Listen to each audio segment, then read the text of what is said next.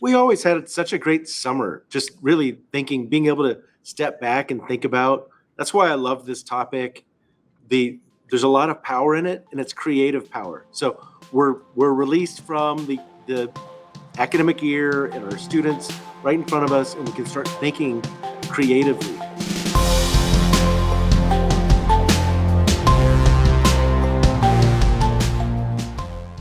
Hello, everybody. You've joined us for another episode of Cap and Gown. I'm Rachel Phillips Buck, joined today by our president at Ferris Resources, Matt Boisvert. Hi, Rachel. Now, you are doing me a great kindness today, sir, because you have not been feeling well. And so you're a little froggy. So I am. I appreciate your willingness to join me. It was pretty, when you look at the pollen count, like I know, yeah, high allergies and all that. But then when you see the meter, I think it does something to you mentally because it's like a 9.8 out of 10 on high pollen. Oh my goodness. Usually it doesn't affect me like this. It's hit me this year. Yeah. Oh, well, where we live, allergies are rampant.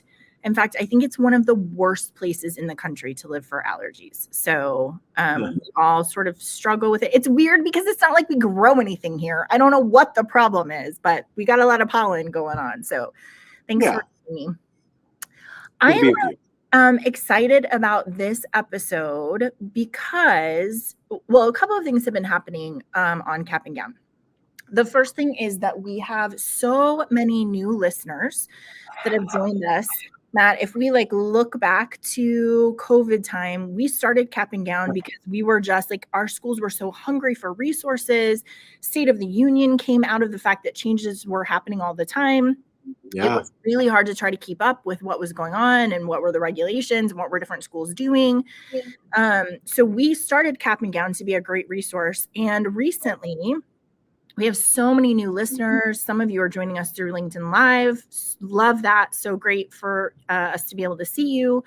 I know a lot of you are listening to us on however you're finding your podcast. And so as I was thinking about today, I think some introductions are in order because we have a lot of listeners who are not our client partner schools, right? Yeah. They're not necessarily using our technology. They're just counting on Cap and Gown as a great resource, thought leadership, kind of helping us understand what's happening in our industry. So I think we need to do some introductions. And then actually our show today is going to be a great hybrid of thought leadership and what our user community is used to getting from us, which is just at this time in the semester, here's where you need to be focusing and what you want to be spending time on. So I think it's going to be awesome. But let's do introductions. Would you like to go first? Sure, I'll try. Okay. Matt Boisvert, I have spent 21 years in higher education, including 8 years working at a university in an office of career and academic development where Rachel and I first met.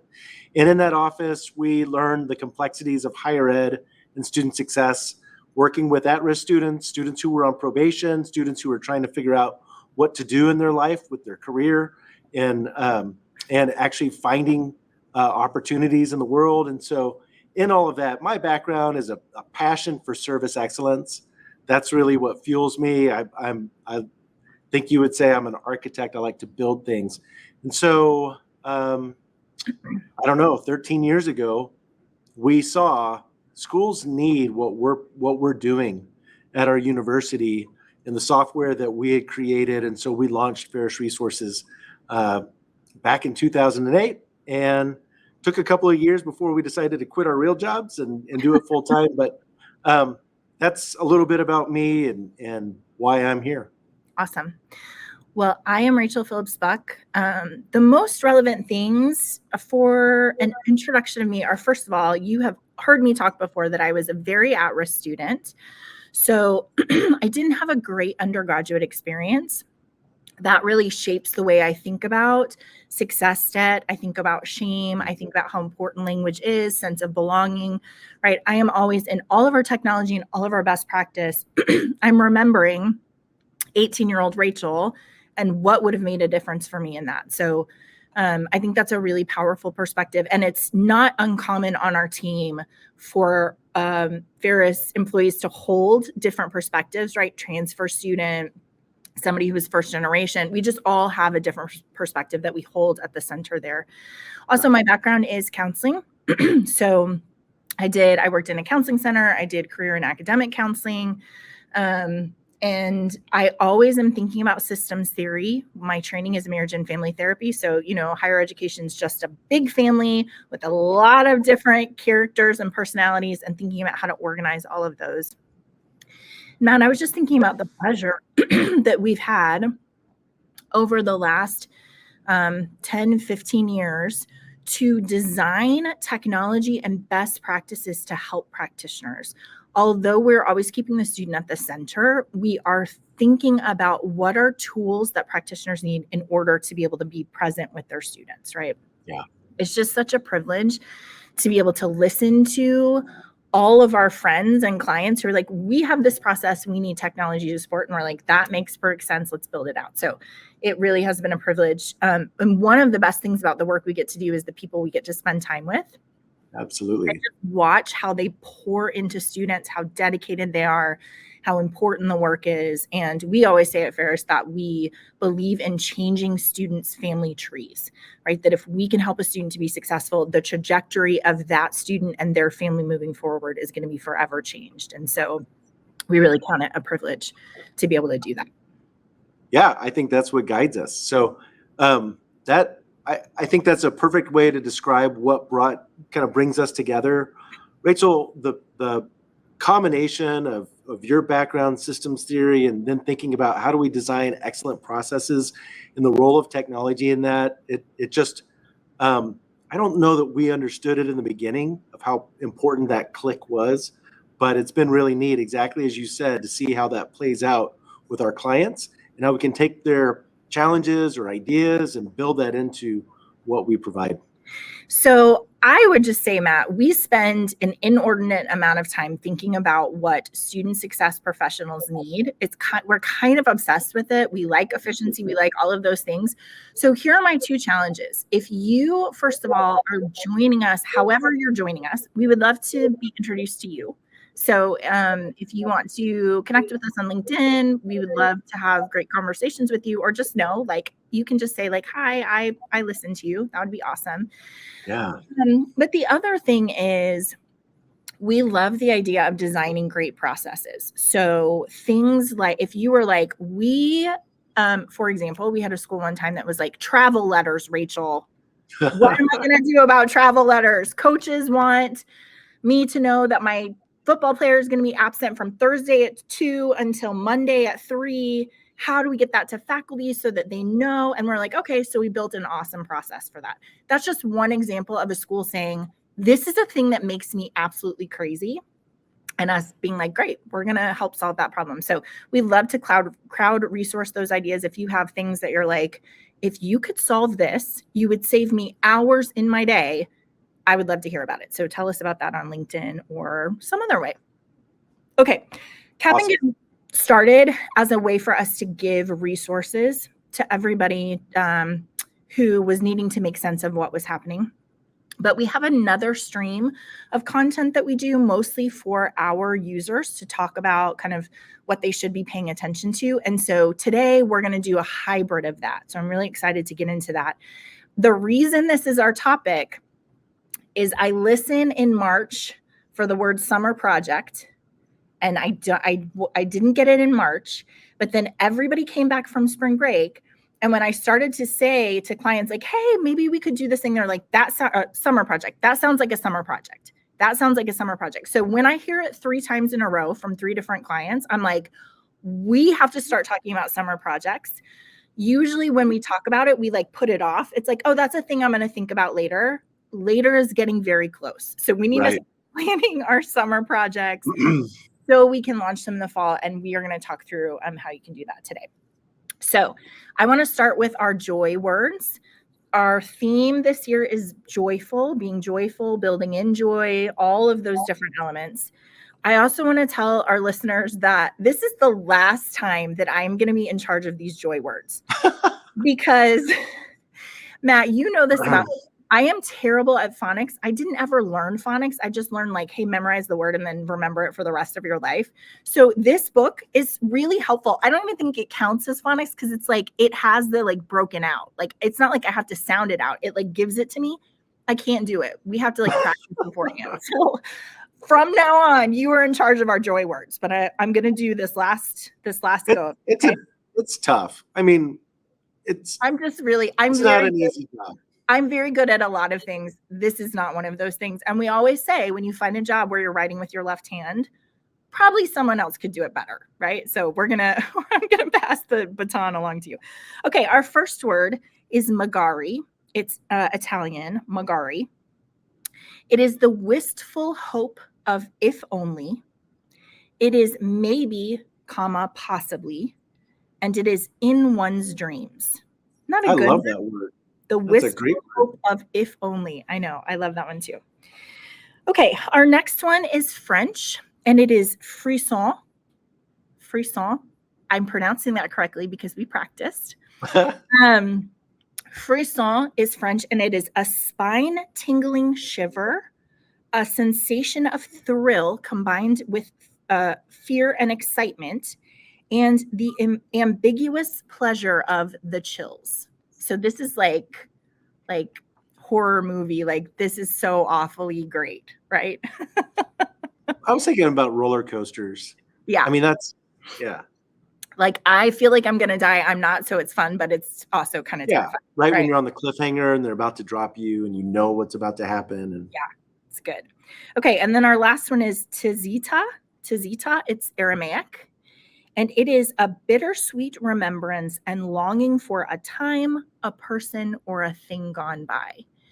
And what I think is really interesting about it is it's bittersweet, right? Like it could be bitter and it could be sweet, but it is this combination of like, it was wonderful and it's not here anymore. So, tizita.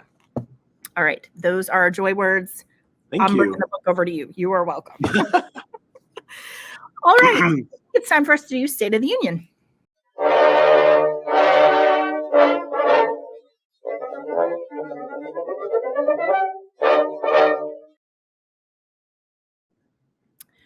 Several of our State of the Union things are making me feel joyful today. The first one is called Small Talk, Love It or Hate It, but Teach It to Your TAs. You guys, I was so tickled about this article. So it is talking about how at big institutions, a lot of times your TAs are international students. And small talk is a very confusing thing, actually, to international students.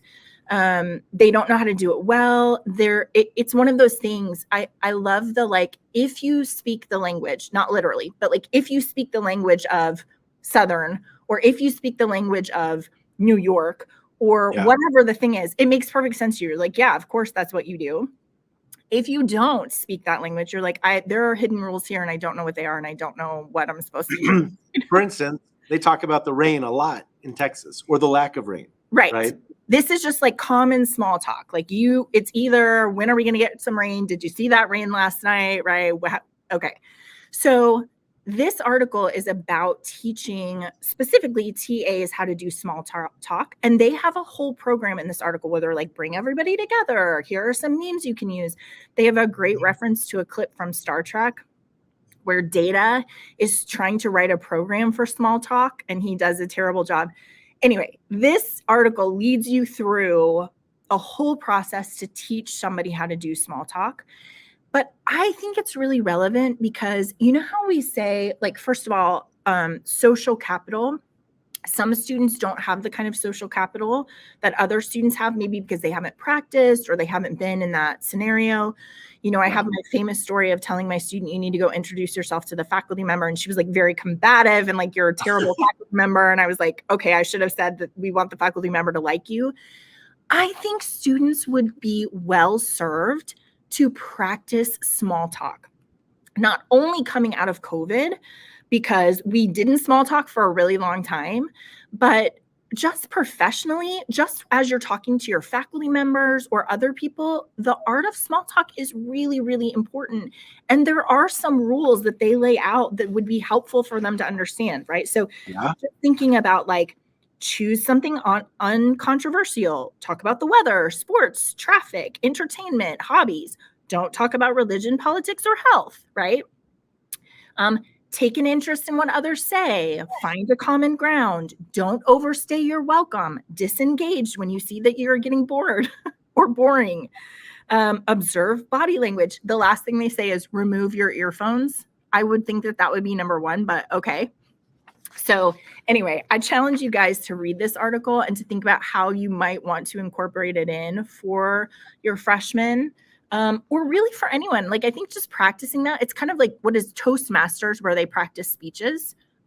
Like we said last week, we have a bunch of muscles that we haven't used in a while. Yeah, that's right. And finding places where we can exercise those muscles so we get back to strength, I think is really, really important. So this is focused on teaching your teaching assistants how to do it. Yeah. But you could apply it to a lot of different groups. Yes. It just reminds me every time I sent Aiden off to school, if there was some big, whether it's, I don't know, World Series or whatever, just tell him, like, hey, just so you know, this team beat this team. And it was a blowout. Or it was last night's game was a real close one. It went to overtime. Yeah. Just so he had something like, oh, yeah, I heard it was a close one. Yeah, that's right. You remember, Matt, that we had an intern one time who didn't know anything about sports, but he was like trying to like incorporate in, and it was March, and he was like, how many March Madness? And he was like, hey, Matt, how many touchdowns did your team make last night or something? And we're like, no, that was good. We got to get you coached up. So, okay. Yeah. In other news, the Texas Supreme Court has just ruled that universities can revoke degrees for academic dishonesty. So this is really interesting because lower courts had said, no, you cannot revoke a degree.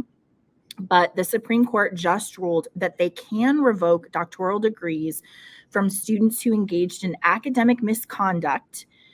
The court said we're giving institutions this ability to protect their reputation and the value of the degrees conferred upon students. So it's like if you find out that a student cheated and you can't take back the degree, it calls into question the value of everyone's degree, right? Because we don't know, were you a student who cheated or didn't cheat? Yeah, for sure. What's interesting, so when we were talking about this earlier, you asked me, like, what's the level of academic dishonesty that we're talking about? Well, the two cases that the Supreme Court was looking at, in the first case, a former graduate student got her doctoral degree in biology revoked after an investigation found that she had falsified and fabricated data in her dissertation. So that's huge. The other one was a doctoral degree in chemistry. A university committee found that the student had engaged in scientific misconduct. The student said she just made a mistake and misread the data. So it's a pretty high level that we're talking about for universities to revoke a doctoral degree. And the court said the only difference between expelling a current student for academic misconduct and revoking the degree of a former student for the exact same academic misconduct is just about timing. So there's no difference between that. When you find out, or yeah. What I thought was really interesting was the dissent said universities have the power to manage their internal affairs, but not the affairs of graduates, including revoking their degrees. He said the power to decide whether a degree should be revoked should rest with the court, not the university. He said, a degree belongs to me, not the university. And like any other asset in my position, it cannot be unilaterally taken away from me by those who later decide I never should have had it. So I think that's a really interesting perspective. That opinion did not win, and universities have the ability to revoke degrees. So it comes down to what are the boundaries of revoking and what is the process? Is there due process? And I think you pointed out there, you of course have to go through due process to prove eventually revoke it. Prove the academic dishonesty and then revoke it. Okay, another really interesting article, Librarians' New Normal Includes Pain Points. So this is coming about Inside Higher Ed. There are two things that I want to point out in this article. The first is that there was a survey done of 612 librarians, just trying to get kind of the state of the union of what's happening with libraries. And there was a question that kind of tripped everybody up. So almost every library director who did the survey stopped on question 17. So wouldn't you like to know what question 17 is? Yeah. What is that? Which are the top 3 areas that you would implement cuts if a 10% budget reduction was necessary? So these library directors were like, 1, 2, 3, 4, 16, 17. I got to step away for a few days and then I'm going to come back and answer this question. So the responses were more than half of respondents, 54%, would cut the print budget. So remember, we were talking about these schools that are moving away from print. That's pretty consistent in terms of like, where do we want to reduce budget? We don't want to have more print stuff. And then nearly half would cut print journal subscriptions. So again, like this physical document that we have to maintain and make sure it's in good condition and all of that, that's the first place they would cut. In the event of a budget increase, which wouldn't that be nice, librarians would prioritize staffing. So they would fill positions, they would rearrange positions, or they would prioritize salary increases. So I think, I don't know what's happening with libraries, but like they're in the news all the time. There's like a lot going on. Well, I mean, with COVID, again, you had some libraries that were empty for a while. And Right. so there's just a lot of how do we give the right resources to our students? What kinds of resources are they wanting? Yeah. So that's the second relevant point here is like, who are these students? We don't even know. We don't understand how they understand information. We don't understand what they need. A lot of students who attended high school during the pandemic have underdeveloped library and literacy skills. In fact, some of them don't even know what the library could be used for. So there's a lot of like reacclimation. It's just like we were talking about last week. You just have a loss of knowledge that we're having to get people coached up to great in order for them to know how to use the library. I love the library so much. It's like I think you need to have James on. Weiser. Oh yeah, our Dean of Library Science at ACU. Yeah, he would be fun to have on. You guys would like him. I should invite him on. Okay, I just have 3 more. The next one, highly recommend you read How Colleges Can Start Up a Senior Living Community Successfully. This is the idea that you have senior living communities on a college campus. It's great because you have intergenerational mixing. You can use a lot of the same resources. They take you through all of the pitfalls. But the cliff notes on this is that a successful community should be very close to campus facilities. So even half a mile away, nope, it has to be on campus where they can walk to classes, they can walk to the cafeteria, they can take advantage of all of the resources that the campus has. At least 10% of the residents have had some formal connection to the college, like working or graduating from there. You have to have formal university programming. So thinking about how do you audit a class or some of those other things. And then documented financial relationship with the college. So the college, this is kind of a symbiotic relationship where the college is leasing the land or they're getting some amount of payment for the residents who are staying there. This is like, a lot of schools think, oh, this is the way that we're going to get some additional revenue. But it's really tricky and you have to plan it well. And this article goes through a lot of those pitfalls. One of the things that I really like, though, is we're talking about academic possibilities, right? So they can audit classes. You think about they have access to the library, they have an ID, they can go to the gym. Matt, I thought you'd love this one.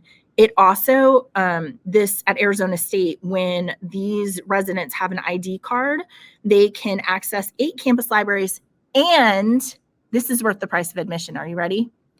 Technology support. What?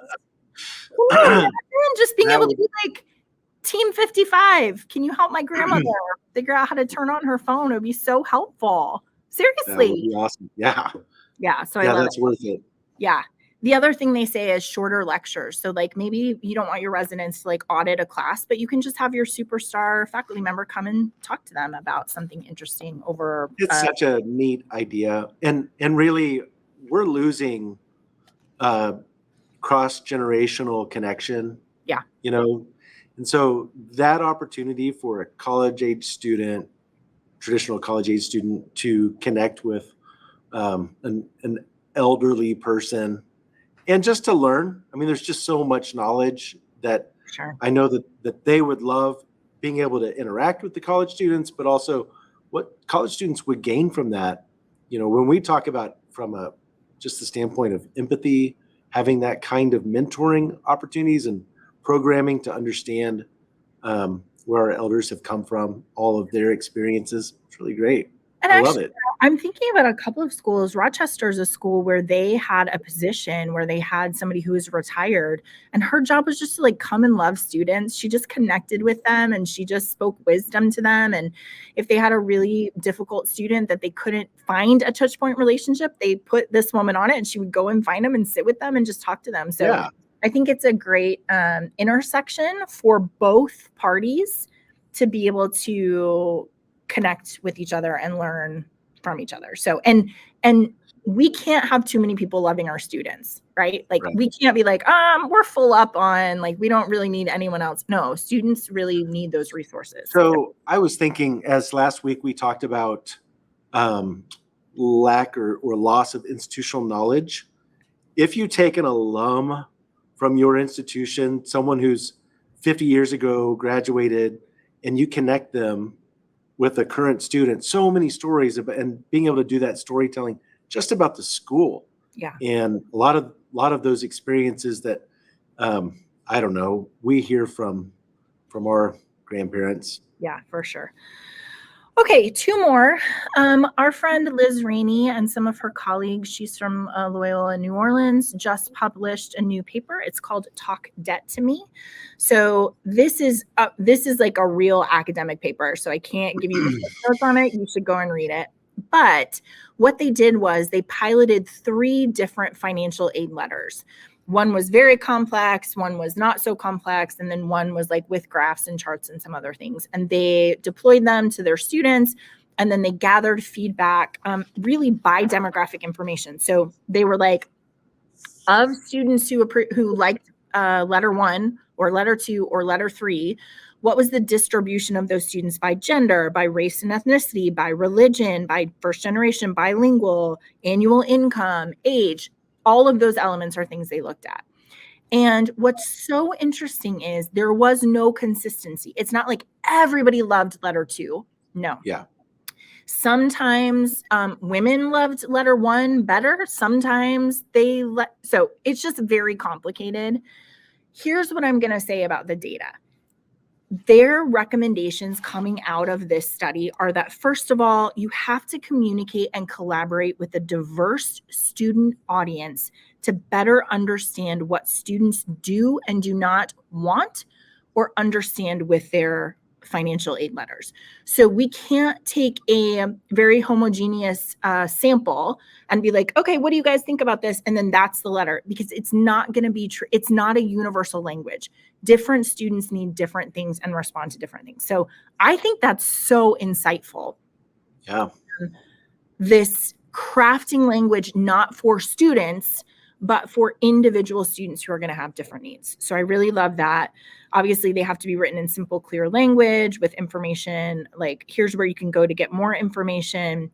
Images, infographics, and tables can be an efficient and simple way to share complex information. And then these financial letters should always have next, clear steps, contact information of the institution in case the student has questions. So you can dive into all of the data there. There's a lot of it, but the kernel for me is students do not respond to interventions or communication in the same way, and you have to pay attention to what they need. So, well, one of the letters you showed me, I was like, that's perfectly designed for an engineer. An engineer's brain is going to follow that perfectly, not designed for my brain. No, I looked at that letter and I was like, I definitely don't have time to read this. Okay, last one. I love, Matt, when we talk about, like last week, we talked about this counseling. We were talking about pressing issues in student affairs, and we were talking about what are we going to do about counseling. Great article in Inside Higher Ed today about at Northern Arizona University, they have created a behavioral health coordinator who is the triage person for students getting counseling. So instead of a student coming and being like, hey, I need counseling, and them saying, okay, in 3 weeks we can see you, this behavioral health coordinator does a 20-minute interview with them and says, hey, we can do counseling with you in 3 weeks, but this sounds maybe like it's an academic issue, or maybe I need to refer you to the care team, Or maybe you can just go to our health and wellness center and go to the like non-stress room. So basically having students come in and doing that triage to get them to the right place is really powerful. They said of the data that they looked at, 567 counseling centers, 42% of them utilize some sort of brief screening appointment as the first contact with students. And Okay. that's enough. Sometimes it's enough for you just to say, wow, you're having a really hard day. I'm so sorry. Come back if you need more. What a huge opportunity. So 58% of schools are not doing that. Right. And when you think about allocation of resources, so we know the triage model, the way to go. But then I was thinking, Rachel, if they had our system and they were able to see, like, here's all the dots connected of all the things that are happening with this student. Here's what's going on in a res hall. This is what's going on at home. This is what's going on, right? Then, yeah, you could actually provide a really quick, that 20-minute conversation and lead that student on to success. I love that. Okay, well, that's yeah. So 2 things in here that I really, really thought was interesting. One is these students coming to counseling and the counselor, like if they don't do this intervention, this early triage intervention, the counselor's like, why are you here? And they're like, my professor said I should come. My mom said I should come. I don't really know. Right. So they're saying this triage, they say, what do you think you need? Actually, I'm just really stressed out. Is there, oh, okay, we have a resource for that, right? Or I'm really overwhelmed or I hate my major or whatever. So I love that. What do you think you need? And then the other thing they say is that this 20-minute meeting allows students to test the waters of counseling. Like, I don't know if I could fill up an hour of time with my counseling. Why don't we just talk for 20 minutes and you can see how that is for you? And if that was helpful, then we can get you into a full counseling. So I think it's a great thing. Love to hear from schools who are doing that to hear more about how it's working. That is the State of the Union. all right. All Thanks, right. Rachel. Yeah. So we are going to dive into our content. And like I Summer said, plans. summer plans. This is going to be a hybrid of what we would do for our partner schools in terms of here's what you want to be thinking about. Here's how we're going to help you plan your time, student success, best practices, plans for fall. You can do everything I'm going to tell you right now using kind of Excel spreadsheets, email. Please don't. Like, if that's how you're doing it, I mean, it's not right, but you can do it. So if you're in a position where you're like, we don't have any tools for this, these are all very concrete things and ways that you can be organizing your summer plans so that you can be thinking about your transformative fall. Okay. One thing I want to say, and I think so many of us who work in higher ed love the rhythm of the academic year, not only for our students, but also for us. So when I was on a campus, I just loved the start and finishes of so many of those cycles, right? That where we are right now, we're in the middle of registration. We're thinking about the fall, but we're doing hard work to make sure our students are coming back. The end is near. And I don't know, Matt, if you had this, but like when students graduated and then I would come back to work on the next Monday, for like 2 days, I was like, oh, it's so quiet. I can get so many things done. Like, this is so awesome. And then like on the 3rd or 4th day, I'd be like, okay, when are they coming back? Right? Like, I'm ready to I like that energy of students. Sure. But we have to grasp this time of summer for us to plan for fall. So it's quieter when we think about deep work, being able to do work without interruptions. If you are student facing, then likely if there are students there, a student's going to come to my door and ask me a question, and I'm not going to say, hold please, I'm thinking, right? I'm going to be like, come in, let's talk about what's happening. So taking advantage of the summer as a deep planning and thinking segment of the rhythm of the academic year. And then also there are so many great things that are going to happen in the fall when we have this fresh start, right? We talk all the time in software development about like fall is the time that you launch new things, when you have the ability to go in and say like this, we're going to do something different. And so launching of big projects in the fall, thinking about the summer as a time to implement new technology that's going to make you more effective and efficient. That is all about investing in sustainability. So saying we have a project, it went really well, but it is not sustainable. We have to get more effective and efficient. And Matt, you and I were laughing because this happens just sometimes on a campus where we'll talk about implementation over the summer and they're like, oh my gosh, is this going to be like a year-long project? And we're like, well, I don't know how it goes with other people, but our implementation's like 4 weeks. So you have plenty of time in the summer to implement and to get it rolled out, right? Yeah. So that is not unrealistic for us to talk about doing that over the summer. Thinking about rebranding old processes. So if you have, for example, if back in 2012, you branded your early alert referral system as Red Flag, and you maybe now are rethinking like, I don't think we want to tell students they've been referred to Red Flag. All you have to do is make up a new name, and then you get to say whatever it is that new name means. So that is student-centric, that is holistic, that is bridging the gap. Encouraging. Right. It's a resource program. You're not in trouble. I think it is such a great trick on a campus to take something that you've already been doing, give it a new name, zhuzh it a little bit, and then be like, this is the new thing that we have, right? So fall is a great time to be thinking about doing that. You will have time in front of faculty. So faculty pre-session is a time where you can present these new ideas. It's a great time to tap your faculty champion and let them be your voice. For sure. This is a right time to find them. And in fall, don't forget that we have new students coming and we get to teach them how we do things on our campus, even if we've never done them before. So Matt, when I ran a program for deciding students on our campus, the first 2 weeks for our freshmen were imperative for me to get connected to them because I could tell them, hey, you're in our Pathlight program. You need to come Monday night at 5:00 to this building to see me. And they'd be like, yes, ma'am. They don't know yet that they don't have to, right?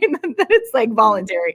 They're still in that place of like, yeah, just tell me what I need to do. So all of those rhythms of the academic year are coming in fall. We are about to put punctuation on the spring semester, which gives us this contemplative time in the middle to figure out what we want to do differently and to launch these new ideas and projects for fall. Anything you want to add to that? We always had such a great summer, just really being able to step back and think about. That's why I love this topic. There's a lot of power in it, and it's creative power. So we're released from the academic year and our students right in front of us, and we can start thinking creatively. Yeah. Right. So I was just thinking about some of the things we did just with our spaces. Like, hey, let's make our space more inviting. I'm always talking about everything speaks. Dennis knows everything speaks. And like, this is the time to walk around campus and say, what are the belonging cues all around campus? Or the opposite. What's on our bulletin boards? Are we relevant? How do students understand the value that we provide to them, the resources that are available? So just going around and thinking about our spaces and the ways that we're communicating. And also, it's a great time when you have new team members coming on. Yeah. And for them really to learn, this is your opportunity to really teach them about these are the things that are meaningful or important, or the new projects that we want to invest in. Yeah, to pull them in and say, yeah, here's the thing that we're thinking about. What's your insight? Okay, so I'm going to give you 4 things that you can use this summer to plan your projects. The first one we always talk about is assessing what you have done, what you have been doing. So Matt, in our student success funnel, we have identify, connect, solve, and measure. But measure is a really interesting one because it is like the snake eating its tail, right? It's that we measure and then we come back with those measurements and then we refine and then we come back and we refine and then we come back.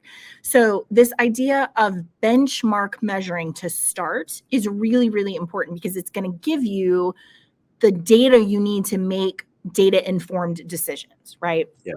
So first of all, when we're talking about assessing what you have been doing, We are looking for sustainability. You remember last week we talked about planting 100 trees versus planting 10 trees.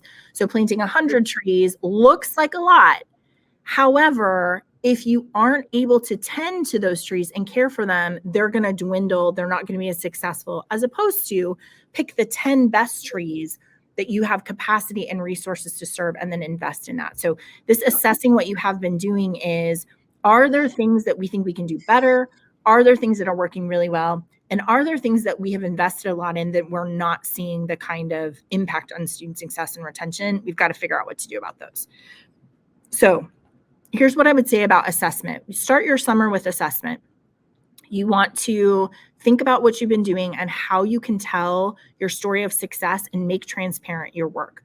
So the first thing is, if you haven't collected anything, which no shame on you, because you would be, maybe you wouldn't be surprised how many campuses we talk to where the collection of data and the outcome measurement is just not part of what practitioners are doing. I'm busy, right? Right. The only reason that I would count the number of students that I managed when I worked at a university is because you asked me to, Matt. Because you were like, we want to go tell the president all of the stuff that you're doing. And I'm like, oh, okay, let me go count that for you, right? I think it's such a huge issue for our listeners. If you're saying, no one's asked me, I've been here for 5 years, no one's asked me, and so I haven't been counting. This is so important for you, so that you know, but then also so that you can start teaching them why it matters, right? So when you had to go to your calendar and literally count I met with this student, and start counting up your hours. But then I had this opportunity to go and say, this is what we're doing. We want to do more of this. And so it starts with that assessment. Yes. And I just want to side note, so don't listen to this, Matt. I just want to side note and say to practitioners who are engaged with students, we are very afraid to do outcome measurements because we are afraid that we're not going to see the kind of impact that we know we are having, because we can list our students and tell you what's going on with each of them. But you just have to have confidence. I am telling you that for our partner schools, when I work with practitioners to make sure they are seeing their students and solving the problems, there is an impact on student success and retention. So I don't think we have to be afraid of that, right? Part of the reasons I don't want to give numbers is because I'm like, I'm pretty sure I'm doing a good job, but I don't know.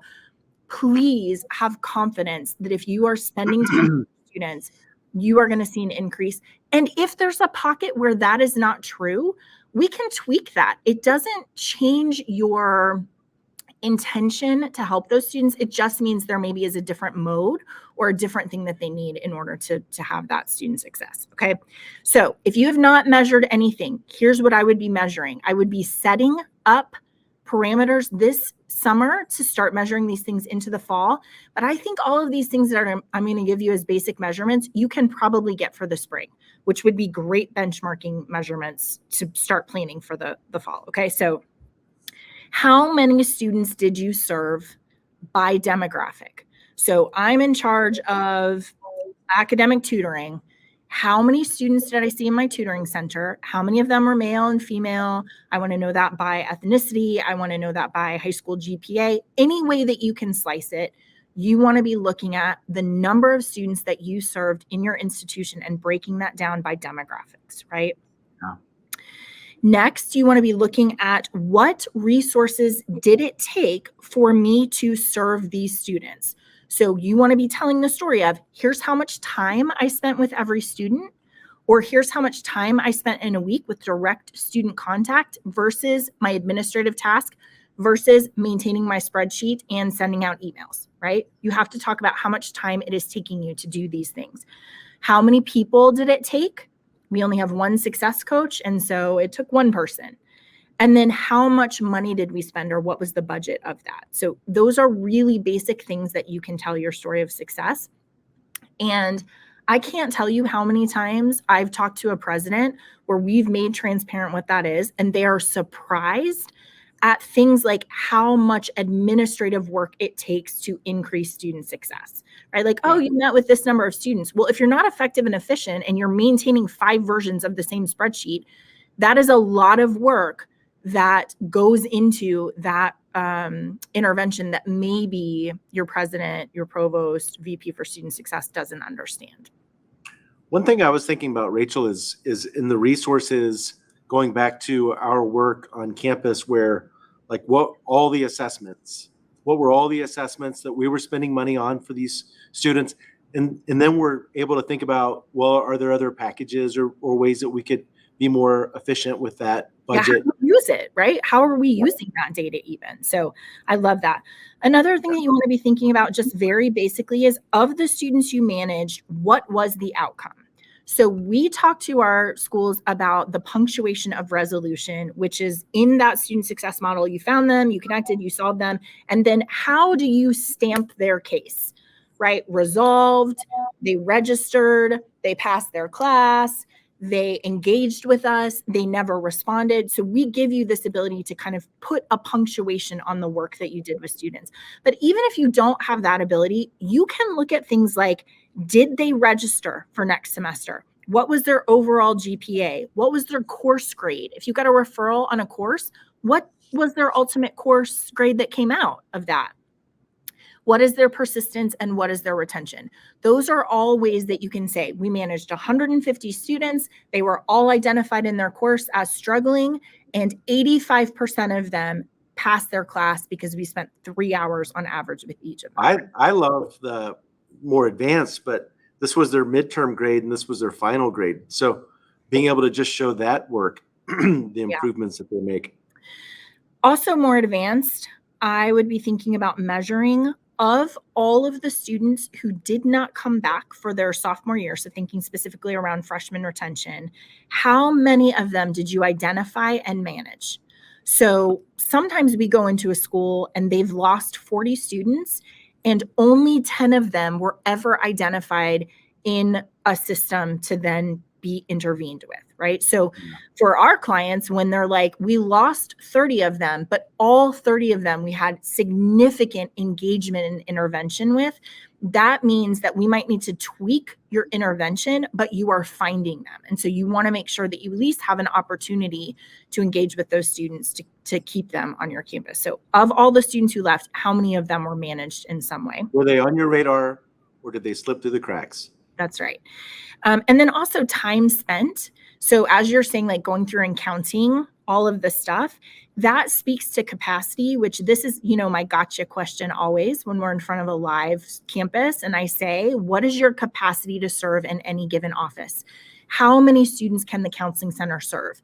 How many students can your career center serve? How about for tutoring? How about for success coaches? And usually the answer is, we don't know, we serve the ones we have. And that's a terrible answer because it means there's a bunch of students that you could be serving that are not volunteering, and we call those quiet students. And those are the ones who are most at risk, right? Yeah. So you have to know how much time you're spending with your students and then extrapolate that out to your capacity to serve. So you can tell your president and your admissions counselors and enrollment management, hey, we can serve this many students with accessibility services needs, or whatever your office is. To me, it goes back to the 10 versus 100 trees. And I think about, we heard a story about a person who was hired to be in student success, but he was spending all of his time with like high achieving students. And it was like, so he's spending his time with a great community of high achievers, like 10. If he would stop that, they're good, and go focus on the 100 who actually need you, you have a huge capacity to serve. You're just applying it to the wrong audience. Yeah, that's right. Okay, so this is about summer planning. First of all, assessing what you're doing. We talk to our clients about things like, how many relationships did you identify in the system? So you have this way that you can visually see, like, oh, this student has these relationships. They have a success coach. They have a athletic coach. Here's who their trio program is. But you can do that. It would take a lot of digging. I told you we worked with the school the other day where they were like, the only way I knew a student was an athlete was I would Google him. And if he showed up on the website, I would know. But you can get at things like, What are the number of relationships that each of our students have? A student that left, did they have 0 relationships, or were they like loaded up with a great coaching team? So we would look at that. We would look at who is contributing referrals, who's helping you identify students, what is the distribution. If you have 100 faculty, are 100 faculty making referrals, which talks about widespread acceptance, versus we have 1 faculty who made all of our referrals. Okay, then we've got to do some kind of marketing campaign on that. And then we also talk about themes that rise to the top. So looking at referrals and student updates and saying, we have a large population that's really having anxiety. We need to resource that problem. We need to create programming. We need to embed it into Res Life. What are the themes that are coming out of these interventions with students? Once you have all of that stuff set up, then your next step is, okay, what are we going to do? And this is where I'm talking about what's a winner, keep doing it.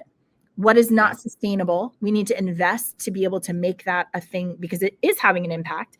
And then sometimes there are things where we're like, oh, when we look at the data, this isn't great. We need to kind of revamp it. Anything you want to add to that? Nope. Awesome. Okay, so the next thing you can plan in your summer is thinking about new ways to identify students who are struggling or new populations to manage. So we work with schools to say, hey, your deciding students are really high risk and you don't have a program for them. So you should use our Pathlight program to engage them and pull them in, help them choose and confirm their major. Maybe that is the place that you are going to focus for the fall, right? Just on your deciding population. They tend to be a more at-risk population.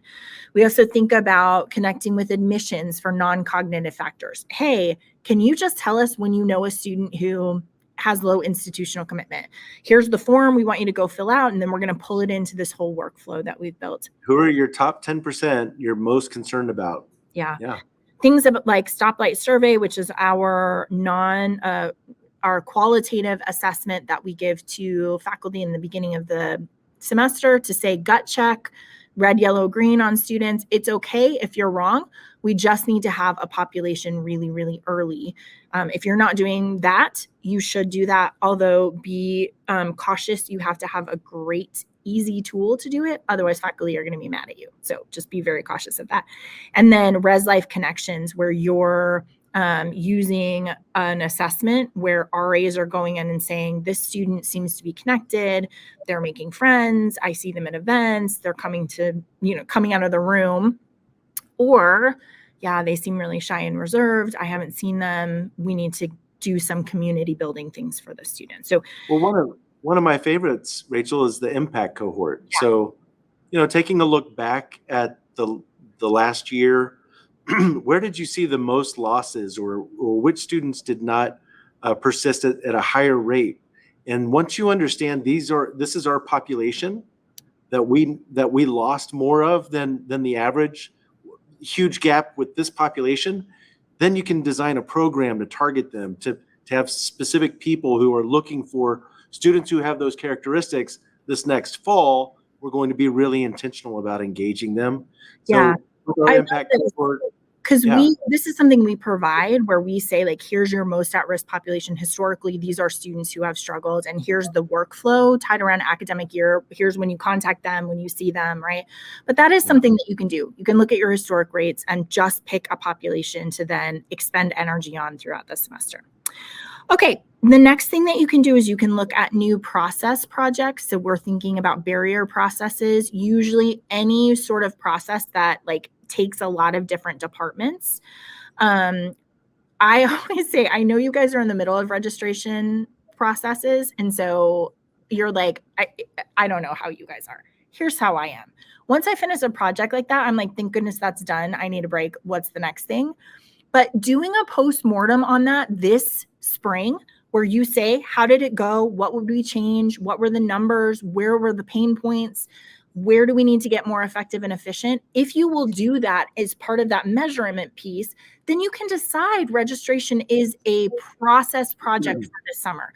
We just need to make it better so that in October, we don't run into the same barriers that we did here. So think about the processes that are terrible, and you can make that a summer project if you want. So a lot of our listeners, they may not even be involved in registration, the registration process. They might be on the student affairs side, and registration's academic and advising.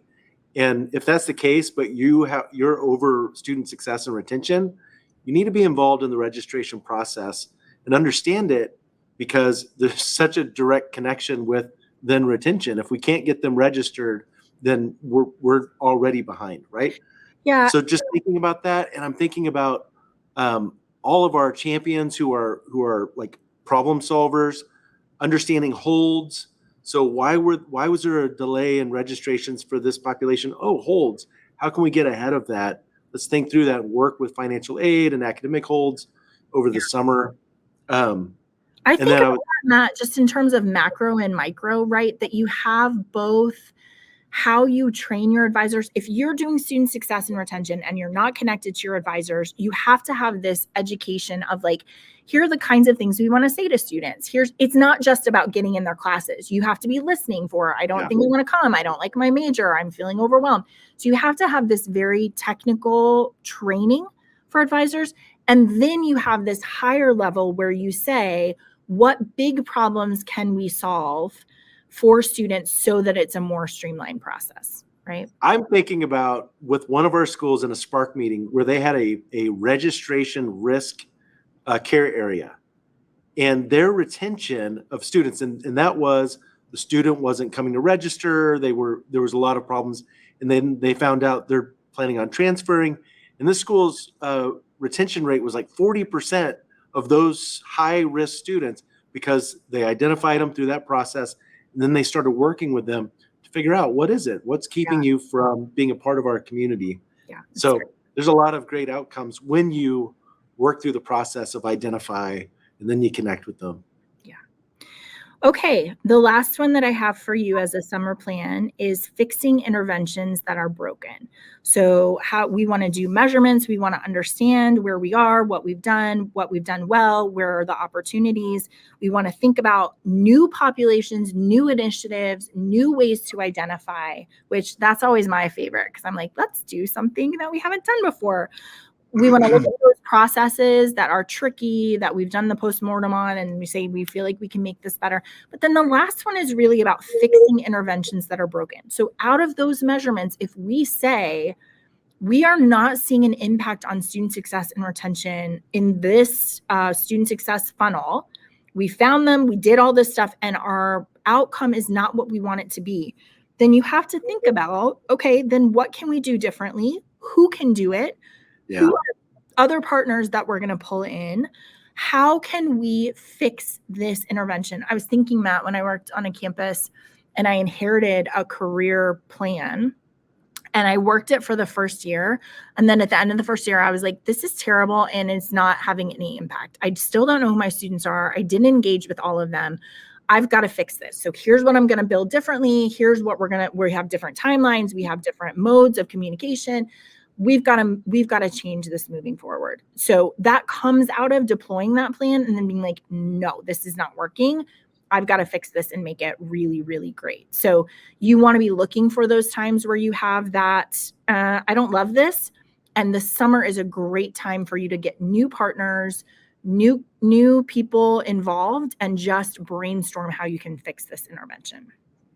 So many times we've talked about creative partners, and it's important to say it's not the person who you're forced to work with in your office who doesn't really get along or have a vision, but you have people on your campus who are just fun, creative problem solvers. And I would say optimistic, right? Like, oh yeah, we can do that. All right, let's think about it. How are we going to do this, right? No barriers. Like, we'll figure that out. Let's just dream about what's possible and how can we make this amazing, right? So summer's a great time for that. So you guys, assessments, new ways to identify populations and programs, fixing broken processes, and fixing interventions that are broken, that you're not seeing the outcomes. There's lots of ways to plan your summer. I would say you want to start with the end date. So if you need to start talking to students about your deciding program, you probably want to do that by the end of June at the latest. So there's your date and just work backwards. If we're talking about faculty pre-session, because we want to launch a new early alert, that's going to be your end date. There are going to be lots of places where you can say, this is the time that we need to have all of this work done. And then some people are sprinters, some people are marathoners. marathoners. I would rather take a whole week and do all the work, like all week, all I'm going to do is think about this intervention. Some people want to do a task every day, or just on Mondays, they want to think about it.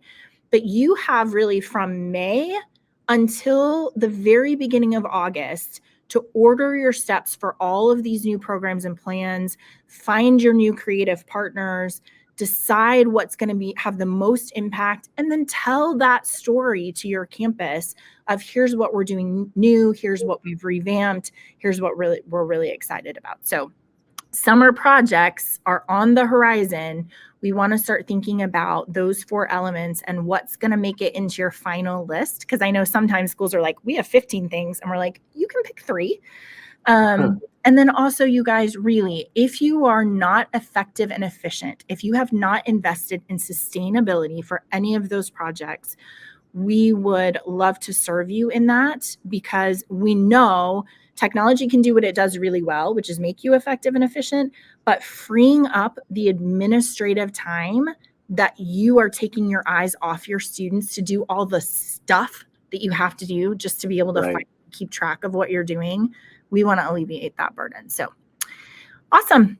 Thanks for spending time with us. Next week, we have Dr. Sherry Woosley on Cap and Gown, which is always a joyful time. She is just incredibly intelligent and insightful. And so we will have a great conversation.